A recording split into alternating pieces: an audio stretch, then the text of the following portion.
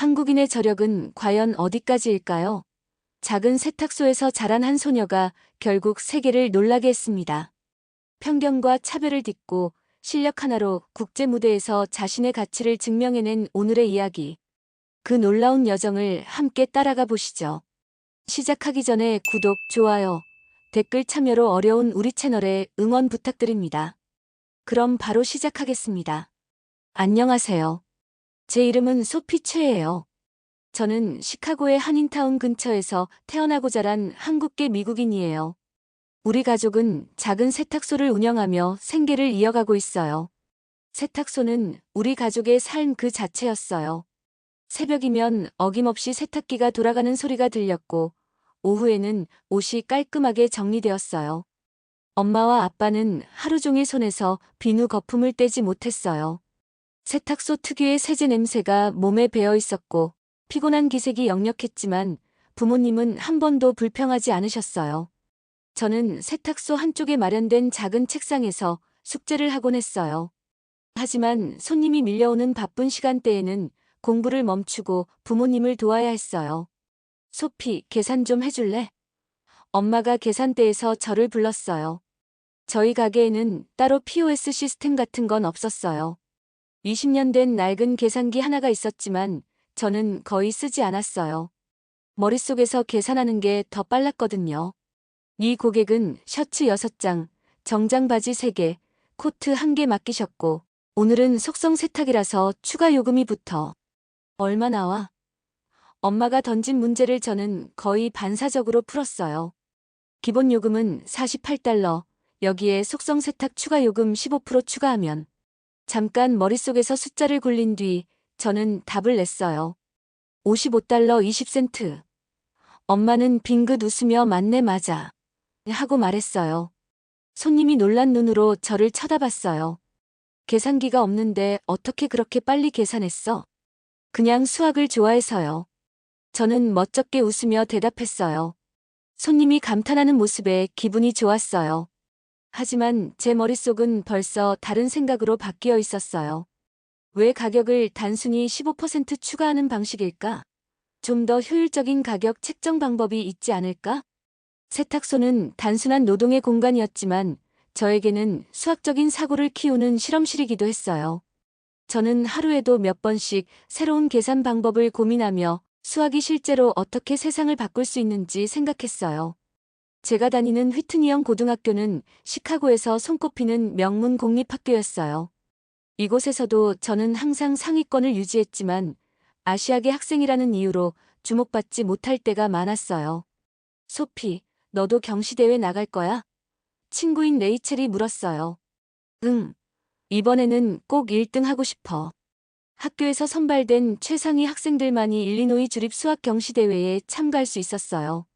저는 밤늦게까지 준비하면서도 낮에는 세탁소에서 부모님을 도와야 했어요. 하지만 힘들다는 생각은 들지 않았어요. 오히려 숫자와 논리를 탐구하는 시간이 저에게는 즐거운 탈출구였어요. 드디어 대회 날이 다가왔어요. 시험지가 눈앞에 놓였을 때 저는 마음을 가다듬고 문제를 풀어나갔어요.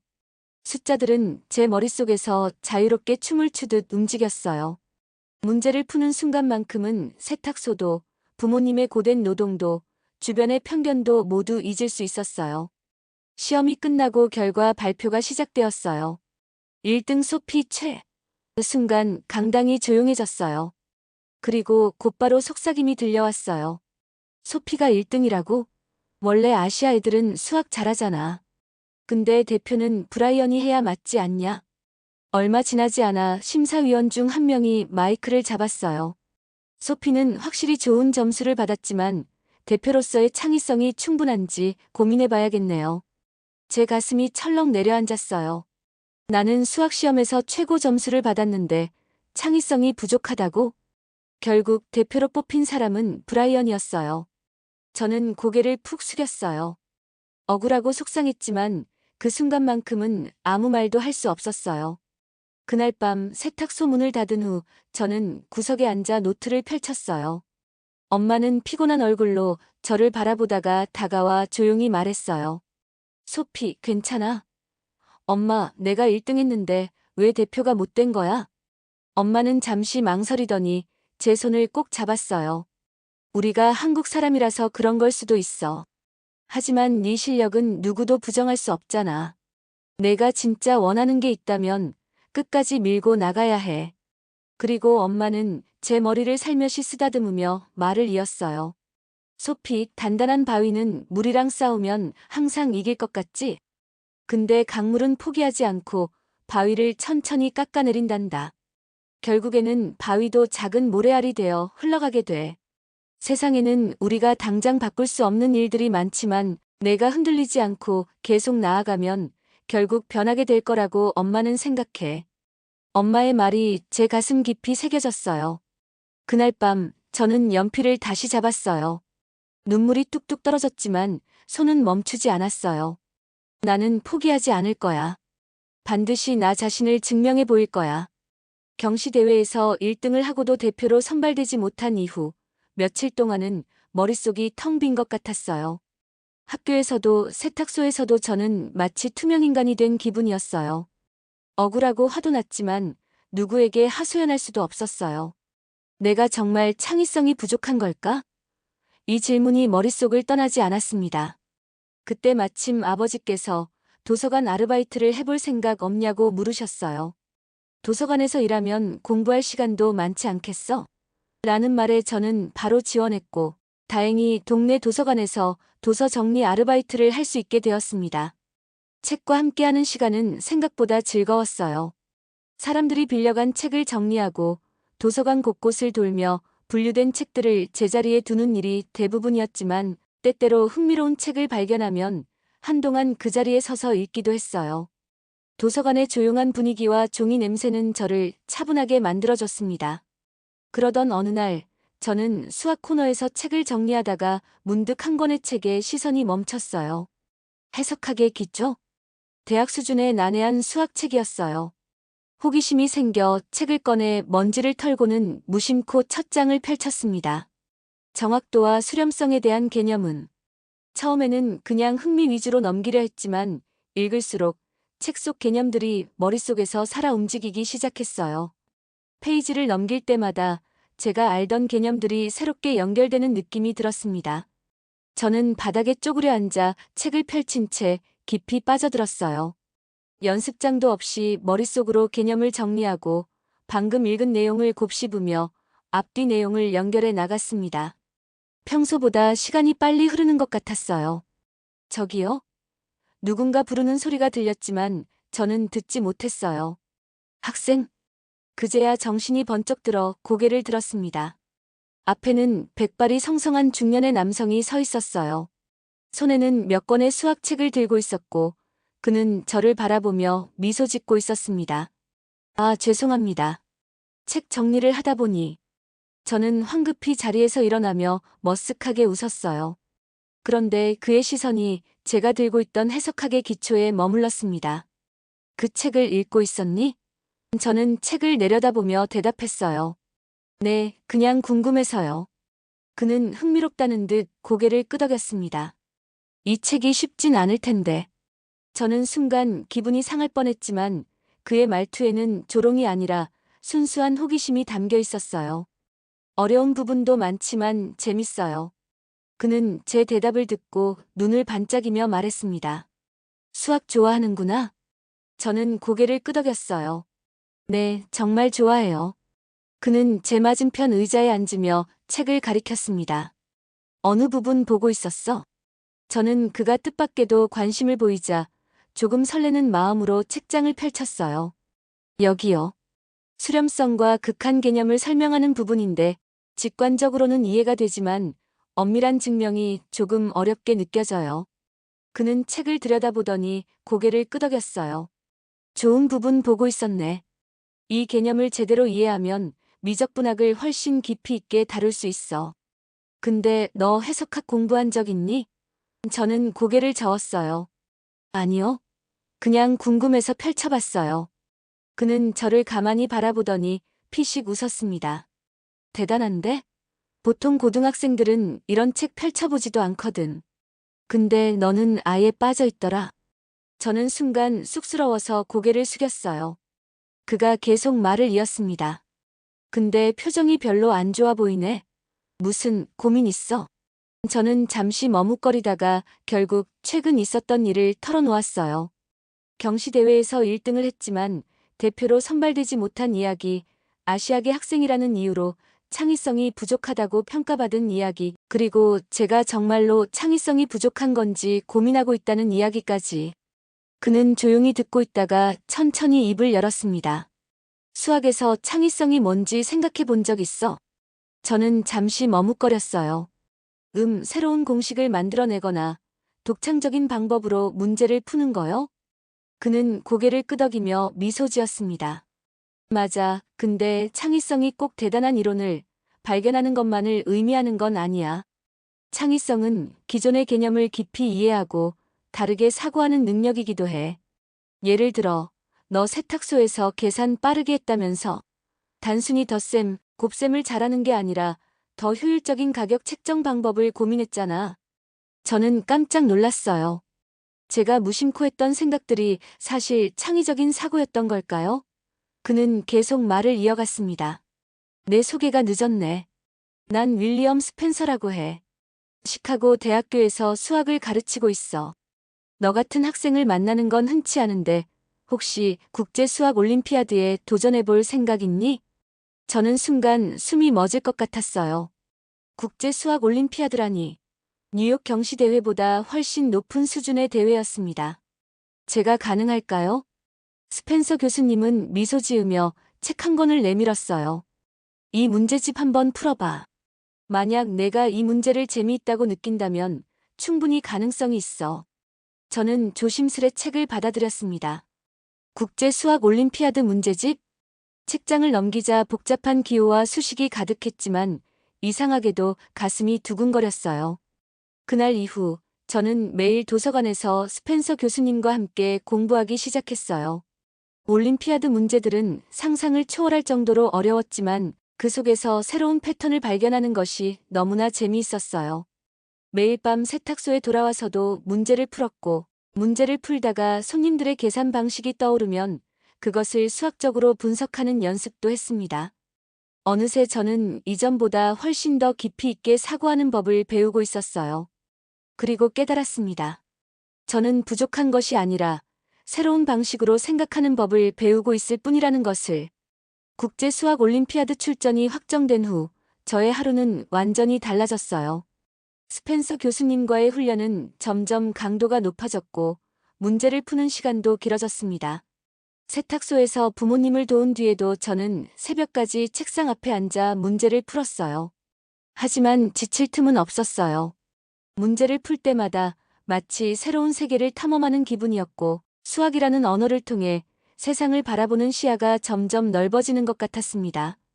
그리고 마침내 저는 미국 대표팀으로 선발되어 국제 무대에 서게 되었어요. 대회는 독일 베를린에서 열렸습니다. 전 세계에서 온 학생들이 한자리에 모여 있었고 대회장에는 긴장과 설렘이 가득했어요. 와, 드디어 여기까지 왔구나. 스스로가 자랑스러웠습니다. 하지만 저는 곧 또 다른 벽을 마주하게 되었어요. 첫날 연습 문제를 풀고 있던 저는 미국 대표팀 소속이라는 것을 알고 있음에도 몇몇 학생들로부터 끊임없이 중국, 한국, 일본 중 어디에서 왔냐는 질문을 들었어요. 어떤 학생은 제게 다가와 서툰 중국어로 말을 걸기도 했습니다. 저는 웃으며 나는 미국 대표야라고 대답했지만 돌아오는 반응은 썩 유쾌하지 않았어요. 아, 근데 너 아시아인이잖아. 솔직히 아시아팀이랑 다를 게 없지 않아? 맞아. 원래 수학은 아시아 애들이 잘하잖아. 근데 미국 대표는 원래 백인이 하는 거 아니야? 저는 순간 귀를 의심했어요. 하지만 더 충격적인 말이 이어졌습니다. 솔직히 너네는 그냥 니네 나라에서 하면 되는 거 아니야? 왜 굳이 여기까지 와? 미국 대표라고? 웃기네. 미국 대표팀에 아시아 애들이 너무 많아. 솔직히 불공평하지 않아? 그 순간 머릿속이 새하얘졌어요. 분명 저는 미국 대표로 선발되어 여기에 왔어요. 하지만 그들은 저를 온전히 같은 팀원으로 받아들이지 않는 것 같았습니다. 그냥 조용히 넘길 수도 있었지만 가슴 한쪽이 뜨거워졌어요. 저는 이 자리를 당당히 노력해서 얻어냈어요. 그런데도 사람들은 저를 미국 대표가 아니라 그저 아시아에서 온 학생으로만 보고 있었습니다. 대회 전날 대표팀 학생들끼리 자유롭게 모여 수학 문제를 풀고 토론하는 시간이 있었어요. 저는 용기를 내어 문제풀이에 적극적으로 참여했어요. 한 가지 흥미로운 접근법을 생각해내서 발표했을 때 몇몇 유럽팀 학생들이 흥미롭다는 듯 고개를 끄덕였습니다. 하지만 한 학생은 팔짱을 낀 채 말했어요. 근데 너네 아시아 애들은 암기력은 좋은데 창의성은 부족하잖아. 그 말을 듣는 순간 저는 할 말을 잃었어요. 저는 수개월 동안 창의적으로 사고하는 법을 배우기 위해 수많은 노력을 기울였습니다. 단순히 문제를 푸는 것이 아니라 본질을 이해하려고 했어요. 그런데 여전히 사람들은 저를 공부 기계로만 보고 있었어요. 근데 어차피 이런 문제 풀 때 중요한 건 논리적 직관이지 패턴 암기력이 아니야. 암기력? 저는 속으로 되뇌었어요. 저는 결코 문제를 외워서 푸는 것이 아니었습니다. 스펜서 교수님께 배운 대로 본질적인 원리를 탐구하면서 문제를 분석하고 있었어요. 그런데도 사람들은 제 사고방식을 온전히 이해하려 하지 않았어요. 그 순간 저는 선택해야 했어요. 이대로 가만히 있을 것인가 아니면 제 자신을 증명할 것인가. 저는 천천히 숨을 들이쉬고 침착하게 입을 열었어요. 수학은 단순히 공식을 암기하고 적용하는 학문이 아니야. 본질을 이해하고 문제를 다양한 시각에서 바라보는 것이 중요하지. 내가 방금 설명한 풀이법은 단순한 패턴 적용이 아니라 문제를 새로운 방식으로 접근한 거야. 내가 말하는 논리적 직관이라는 것도 결국 학습을 통해 길러지는 거고 나도 그걸 훈련해 온 거야. 내가 아시아인이라서 창의성이 부족하다고 생각하는 거라면 그건 편견일 뿐이야.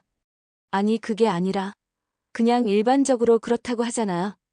그 일반적이라는 게 문제야. 사람마다 사고방식이 다르고 실력도 달라. 내가 노력해서 이 자리에 온 건데 단지 아시아인이라는 이유로 창의성이 부족할 거라고 단정 짓는 건 틀렸어. 주변이 조용해졌어요. 그리고 몇몇 학생들은 고개를 끄덕였습니다. 네 말이 맞아. 내가 너무 일반화해서 말했네. 미안해. 그제야 저는 긴장을 풀고 미소 지었어요. 하지만 저는 알았어요. 이런 편견들은 한 번에 깨지지 않는다는 것을.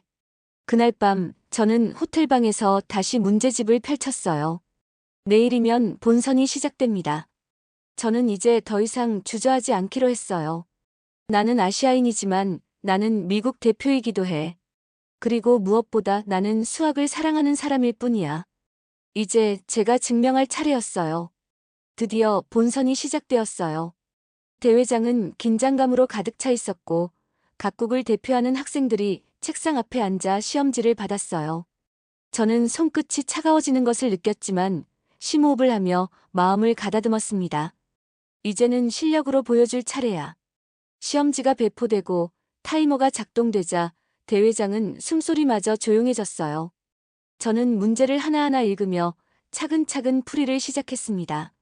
처음 두 문제는 비교적 수월하게 풀렸어요. 하지만 세 번째 문제에서 멈칫했어요. 이 문제 뭔가 익숙한데? 세탁소에서 부모님을 도우면서 계산하던 방식과 비슷한 원리가 적용된 문제였어요. 가격을 책정할 때 여러 변수를 고려해야 했던 경험이 떠올랐습니다.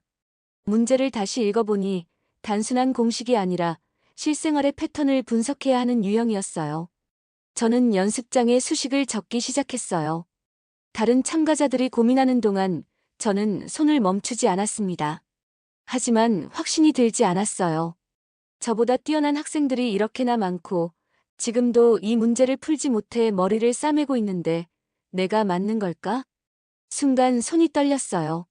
만약 이 풀이가 틀렸다면 이 문제에서 얻을 수 있는 점수는 0점. 실수라도 하면 미국 대표팀의 전체 성적에도 영향을 줄 수 있었어요. 그런 생각이 들자 심장이 쿵쿵 뛰었어요. 하지만 바로 그때 머릿속에서 스펜서 교수님의 목소리가 들려오는 듯 했어요. 소피, 내 계산을 믿어. 수학은 확신을 가지고 푸는 거야. 그래, 나는 내가 배운 대로 접근한 거야. 틀려도 괜찮아. 도전하지 않으면 아무것도 얻을 수 없으니까. 저는 펜을 꽉 쥐고 마지막까지 풀이를 이어갔어요. 마침내 답을 적고 나니 손바닥에 땀이 잔뜩 배어 있었습니다. 시험이 끝나고 참가자들은 서로 이야기를 나누었어요. 그런데 몇몇 학생들이 수군거리는 것이 들렸어요. 마지막 문제 너무 어려웠어. 도저히 답을 못 찾겠더라. 나도 겨우 근사감만 냈는데 정확한 풀이가 가능했을까? 저는 조용히 듣고 있었어요. 그런데 한 학생이 저를 바라보며 물었어요. 혹시 너 마지막 문제 풀었어? 저는 고개를 끄덕였어요. 그러자 주변이 조용해졌어요. 진짜? 그거 풀었다고? 대체 어떻게 푼 거야? 저는 잠시 망설이다가 풀이 과정을 간단히 설명했어요. 처음에는 반신반의하던 학생들도 점점 고개를 끄덕였습니다. 그렇게 접근할 수도 있구나. 와, 생각도 못했어. 저를 향한 시선이 달라지는 것을 느꼈어요. 며칠 후 대회 결과가 발표되었어요. 참가자들은 한자리에 모여 긴장된 표정으로 화면을 바라보고 있었습니다. 국제 수학 올림피아드 1위, 미국 대표팀. 개인 최고 점수 수상자는 화면에 제 이름이 떴어요. 순간 대회장이 조용해졌다가 이내 박수 소리가 터져 나왔어요. 저는 믿을 수 없다는 듯 화면을 바라보았습니다. 소피, 너 대박이야. 최고 점수라니 대단해. 그동안 저를 중국팀이냐고 물어보던 학생들도, 창의성이 부족하다고 했던 학생들도 놀란 표정으로 저를 바라보았어요. 저는 그들에게 다가가 웃으며 손을 내밀었습니다. 이제는 같은 팀원으로 인정해 줄 거지. 그들은 어색하게 웃다가 곧 제 손을 맞잡았어요. 그래, 넌 정말 대단해. 우리 모두 널 과소평가했어. 미안해. 그 순간 저는 깨달았어요. 편견은 쉽게 사라지지 않아요. 하지만 끝까지 포기하지 않고 실력으로 보여준다면 결국 사람들은 변할 수 있어요. 국제 수학 올림피아드에서 최고의 성적을 거둔 후 저는 미국의 명문대학에 입학했어요. 수학을 전공하며 더 깊이 있는 연구를 시작했고 수학을 통해 세상을 이해하는 방법을 배워 나갔습니다. 어느 날 도서관에서 책을 찾고 있는데 익숙한 목소리가 들려왔어요. 여전히 문제 푸는데 열중하고 있구나. 고개를 돌리자 스펜서 교수님이 서 계셨어요. 저는 깜짝 놀라 인사를 드렸습니다. 교수님, 여기서 다시 뵙게 될 줄 몰랐어요. 내가 이 학교에 올 거라고 예상하긴 했어. 여기저기서 내 이야기를 들었거든. 그는 웃으며 제게 걸어왔어요. 어때, 대학 생활은? 생각보다 더 어렵지만 정말 재미있어요. 교수님은 고개를 끄덕이며 말했어요. 너는 충분히 해낼 거야. 내가 여기까지 온 건 우연이 아니라 내 노력 덕분이니까. 그리고 앞으로도 더 큰 일을 해낼 거라고 믿어. 그 말을 듣고 저는 스스로에게 다짐했어요. 이제는 내가 누군가의 멘토가 되어야 할 차례야. 그날 이후 저는 연구와 공부를 병행하며 후배들에게도 수학을 가르치기 시작했어요. 어려운 환경 속에서도 꿈을 포기하지 않는 아이들에게 제가 배운 것을 전해주고 싶었습니다. 그리고 저는 확신했어요. 한국인은 어려운 상황에서도 포기하지 않아요. 역경이 닥쳐도 끝까지 버티고 결국 해내고야 말아요. 그리고 저는 아직 가야 할 길이 멀었어요. 앞으로 더 많은 도전을 하고 더 많은 성취를 이룰 거예요. 오늘 이야기는 여기까지입니다. 작은 세탁소에서 시작한 소녀가 세계 무대에서 실력으로 자신을 증명했고 이제 더 큰 미래를 향해 나아가고 있습니다. 노력과 끈기로 편견을 깨고 끝까지 도전하는 모습이 참 인상적이었죠. 역시 한국인은 어디서든 포기하지 않고 끝까지 해냅니다. 세계 곳곳에서 한국인의 도전은 계속되고 있고 그 이름은 점점 더 높이 울려 퍼지고 있습니다. 오늘도 우리는 새로운 길을 개척하고 또 한 번 세계를 놀라게 할 준비를 하고 있습니다. 구독과 좋아요, 알람 설정까지 부탁드리며 영상 마무리하겠습니다. 함께 해주셔서 감사합니다.